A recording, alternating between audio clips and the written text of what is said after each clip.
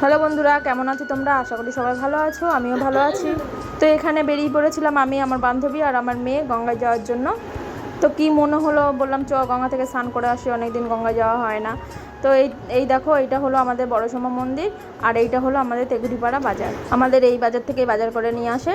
তো ভালোই লাগছিলো, বেশ মজা করেই যাচ্ছিলাম। আমরা কিন্তু টোটো করেই যাচ্ছিলাম, আজকে হেঁটে হেঁটে যাইনি, কারণ অনেকটাই দেরি হয়ে গেছিলো। আর আমার মেয়ে দেখো ডাম হাতে করে বেশ আনন্দ করে বসে আছে যে গঙ্গায় গিয়ে কখন জলের মধ্যে গিয়ে স্নান করব।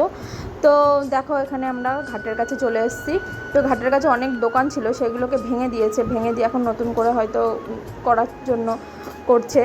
তো আমরা রাস্তা ধরে চলছি, কিন্তু ঘাটে গিয়ে দেখি অনেক লোক, ঘাটের কাছে প্রচুর লোক। এবার নানান জনা স্নান করতে আসে, কেউ শ্রাদ্ধা অনুষ্ঠান করতে আসে, অনেক কিছুই করতে আসে। এবার অনেক দূর দূর থেকেও লোক আসে, গাড়ি করে, বাইকে করে, স্কুটি করে, সবাই যে যার মতন আসে। আর এই ঘাটটা কিন্তু পুরোটা মানে এতটা সুন্দর লাগে, মানে কি বলবো। আর এই যে এখানে কতগুলো মূর্তি রেখে দিয়েছে, যার ঘরে যেরকম মূর্তি থাকে বা কোথাও কোনো পুজো হলে সেই মূর্তিগুলো এখানে রেখে দিয়ে যায়। এই যে একটা বজরংবলীর মূর্তি, দেখো মাটিরগুলো ধুয়ে গেছে কেমন।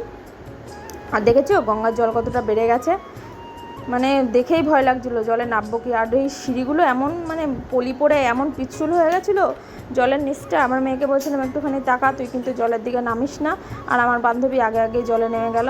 আর ওই যে বাচ্চাটা